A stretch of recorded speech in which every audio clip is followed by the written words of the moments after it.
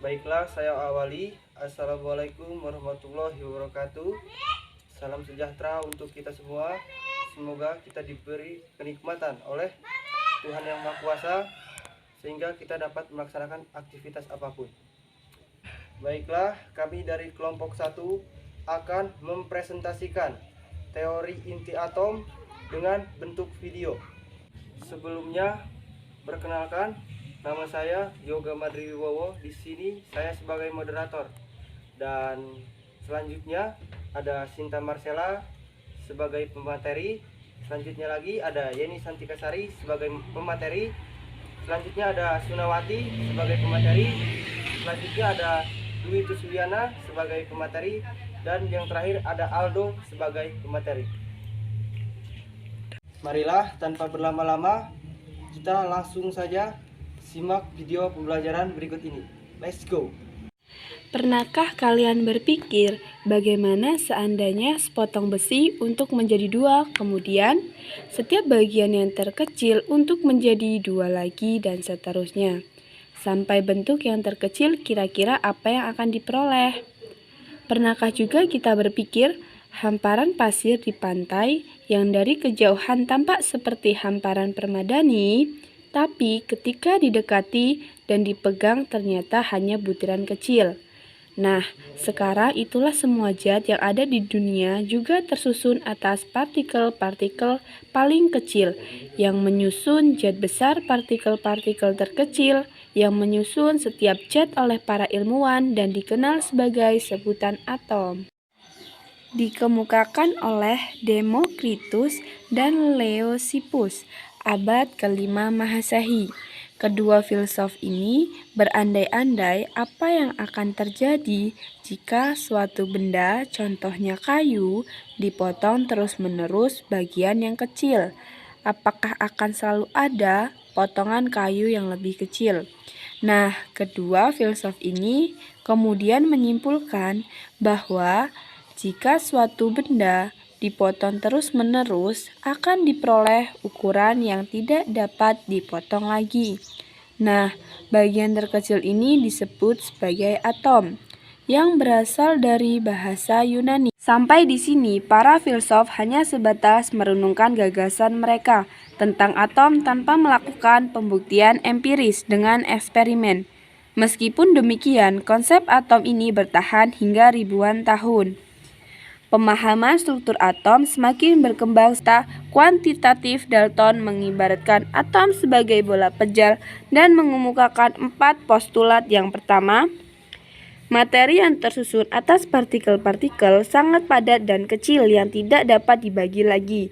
Partikel itu dinamakan dengan atom. Nah, postulat yang kedua, atom-atom suatu unsur identik dalam segala hal, tetapi berbeda dengan atom-atom unsur lain. Yang ketiga, dalam bereaksi kimia terjadi penggabungan atau pemisahan dan penataan ulang atom-atom dari satu komposisi ke komposisi lain. Dan yang terakhir, atom dapat bergabung dengan atom lain membentuk suatu molekul dengan perbandingan sederhana. Adapun kelemahan dari teori atom Dalton adalah tidak menjelaskan sifat listrik materi, tidak menjelaskan cara atom-atom berikatan, dan tidak menjelaskan perbedaan antara satu atom dengan yang lainnya. Kemudian, pada tahun 1897, Thomson menemukan elektron dan berdasarkan penemuannya tersebut, ia kemudian mengajukan teori atom baru untuk menyempurnakan teori atom Dalton. Nah, menurut Thomson, atom mengandung elektron bermuatan negatif yang tersebar merata di dalam seluruh atom, di mana atomnya sendiri diasumsikan berupa bola pejal yang bermuatan positif. Adapun kelemahan dari teori atom Thomson adalah tidak menjelaskan adanya inti atom. Selanjutnya, pada tahun 1908, Neil Rutherford melakukan eksperimen di laboratorium bersama dua asistennya. Mereka melakukan percobaan penembakan lempeng emas yang sangat tipis dengan partikel alfa yang diemisikan oleh unsur radioaktif. Nah, data hasil penelitian mereka menunjukkan bahwa yang pertama, partikel sinar alfa dapat menembus plat karena melalui daerah hampa. Kemudian, partikel alfa yang mendekati inti atom dibelokkan karena mengalami gaya tolak inti. Partikel alfa yang menunjukkan inti atom dipantulkan karena inti bermuatan positif dan sangat masif beberapa tahun kemudian. Tahun 1911, Rutherford mengungkapkan teori atomnya yang dikenal model atom Rutherford, tersusun atas inti atom ini yang bermuatan positif dan elektron-elektron yang bermuatan negatif. Sebagian besar volume atau merupakan ruang kosong yang massa terpusat pada inti atom. Oleh karena atom bersifat netral, maka jumlah muatan positif harus sama dengan jumlah muatan negatif. Di dalam atom, elektron-elektron bermuatan negatif selalu bergerak mengelilingi inti atom. Kemudian, model atom Rutherford memiliki kelemahan yaitu tidak dapat menerangkan ulasan elektron, tidak jatuh ke inti, belum menjelaskan letak elektron dan rotasinya terhadap atom, serta tidak menjelaskan spektrum garis pada atom hidrogen.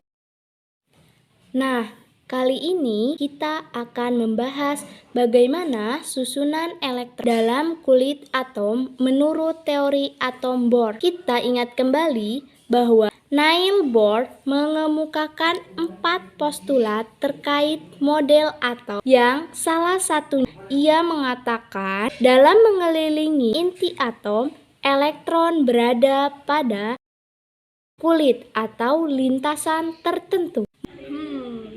Apa sih sifat inti atom selain netral? Apakah teman-teman ada yang tahu? Jadi, jika teman-teman belum tahu, mari kita simak video berikut ini. Model atomnya dapat digambarkan seperti ini. Terlihat bahwa pada inti atom, proton yang bermuatan positif dan neutron yang tidak bermuatan. Kemudian, elektron berada mengelilingi inti pada lintasan. Pada gambaran yang dicetuskan oleh Bohr, terdapat beberapa lapisan-lapisan. Pada gambar tersebut, teman-teman tahu nggak nih apa maksud dari lapisan-lapisan tersebut? Kalau tidak tahu, mari kita simak pembelajaran berikut ini. Nah, untuk menjawab pertanyaan ini, kita dapat mengenal istilah konfigurasi elektron yang merupakan aturan persebaran elektron di dalam atom. Dalam konfigurasi elektron, menurut teori atom Bohr, jumlah maksimal elektron dalam setiap kulit adalah 2n². Untuk kulit pertama, yaitu kulit K, memiliki nilai N sama dengan 1, sehingga jumlah maksimal elektronnya adalah 2 kali 1². Hasilnya adalah 2 elektron. Kemudian, untuk yang kedua yaitu kulit L, memiliki nilai N sama dengan 2. Jumlah maksimal elektronnya adalah 2 kali 2² sama dengan 8 elektron. Untuk kulit ketiga yaitu M, memiliki nilai N sama dengan 3, sehingga jumlah maksimal elektronnya adalah 2 kali 3². Hasilnya adalah 18 elektron. Dan untuk kulit keempat yaitu kulit N dan memiliki nilai N sama dengan 4, sehingga jumlah maksimal elektronnya adalah 2 kali 4². Hasilnya adalah 32 elektron. Untuk kulit kelima dan seterusnya dilakukan dengan cara yang sama. Contoh lain, misalnya terdapat atom karbon dengan nomor atom 6, yang artinya jumlah elektron totalnya adalah 6 elektron. Nah, pada kulit pertama, sesuai aturan maksimal diisi oleh 2 elektron. Kita tuliskan di sini 2, sisanya 4 elektron dan berada pada kulit kedua.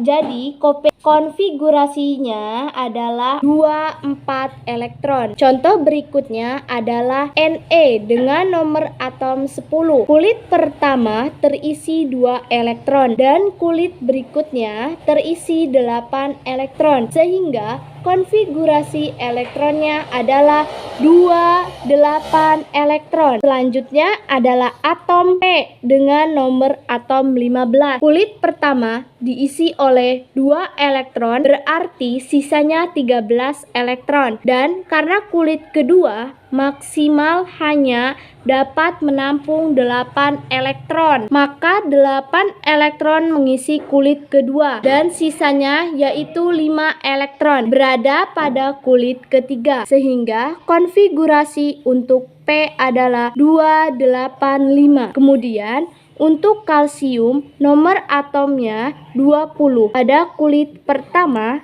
terisi 2 elektron. Kemudian pada kulit kedua 8 elektron. Sisanya terdapat 10 elektron. Nah, apakah 10 elektron ditulis pada kulit ketiga? Seperti ini. Nah, ini merupakan penulisan konfigurasi elektron yang tidak dapat terjadi jika untuk kulit ketiga jumlah elektronnya kurang dari 8, maka dituliskan semua pada kulit ketiga, seperti halnya pada atom P sebelumnya. Nah, jika elektron yang lebih dari 8 tapi tidak sampai 18, maka yang mengisi kulit ketiga adalah 8 elektron. Nah, sisanya akan mengisi kulit berikutnya, sehingga konfigurasi elektron untuk atom kalsium adalah 2882. Munculnya teori atom mekanika kuantum tidak terlepas dari penemuan fisika modern yang terjadi kala itu. Misalnya, Louis de Broglie yang membuat hipotesis dualisme sifat-sifat partikel cahaya. Heisenberg dengan penemuannya berupa asas ketidakpastian elektron. Baru kemudian, Erwin Schrödinger berhasil merumuskan persamaan gelombang elektron dengan kuadrat fungsi gelombangnya. Ia pun merumuskan teori atom mekanika kuantum yang dapat diterima hingga kini. Berikut merupakan penemuan masing-masing tokoh. Louis de Broglie. Apabila cahaya memiliki sifat partikel, maka partikel yang memiliki sifat gelombang. Hipotesis ini terbukti dengan difraksi elektron yang menyerupai difraksi sinar X. Kita ketahui bersama bahwa elektron merupakan suatu subpartikel penyusun atom. Sedangkan sinar X merupakan suatu gelombang apabila pola difraksi elektron ternyata mirip dengan pola difraksi sinar X. Werner Heisenberg menyatakan muncul keterbatasan dalam menemukan posisi dan momentum elektron dalam atom. Jika suatu eksperimen dirancang untuk memastikan posisinya, maka ketidakpastian momentumnya akan semakin besar. Begitu pula sebaliknya. Selanjutnya, Erwin Schrödinger kemudian merumuskan persamaan gelombang untuk mendeskripsikan keberadaan elektron dalam atom dengan memperhitungkan sifat dualisme elektron yang pernah dicetuskan oleh Louis de Broglie. Posisi elektron tidak dipastikan sesuai dengan teori. Dari Werner Heisenberg, posisi elektron dinyatakan sebagai peluang menemukan elektron di setiap titik dalam ruang di sekitar inti. Peluang menemukan elektron ditentukan oleh kuadrat fungsi gelombangnya. Daerah terbesar menemukan elektron ini disebut dengan orbital. Perbandingan model atom Bohr dan mekanika kuantum. Model atom Bohr, elektron digambarkan berada dalam lintasan tertentu yang disebut orbit.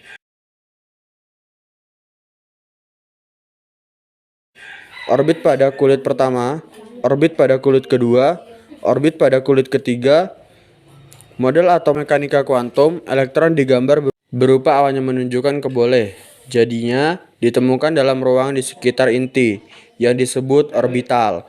Orbital elektron digambarkan berupa awan elektron. Perbedaan mendasar teori atom mekanika kuantum dengan teori Bohr adalah konsep orbital dan orbit untuk menyatakan spesis.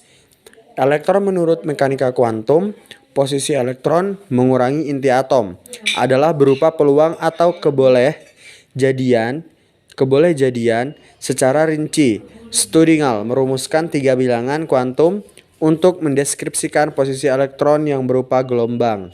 yang dibahas pada video berikutnya.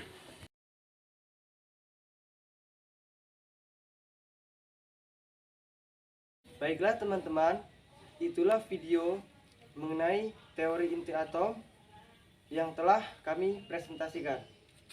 Semoga dapat bermanfaat bagi teman-teman yang telah menonton. Kami meminta maaf apabila ada kesalahan baik dari perkataan maupun tingkah laku dari kami. Sekian dari kami akhiri. Wassalamualaikum warahmatullahi wabarakatuh. Bye.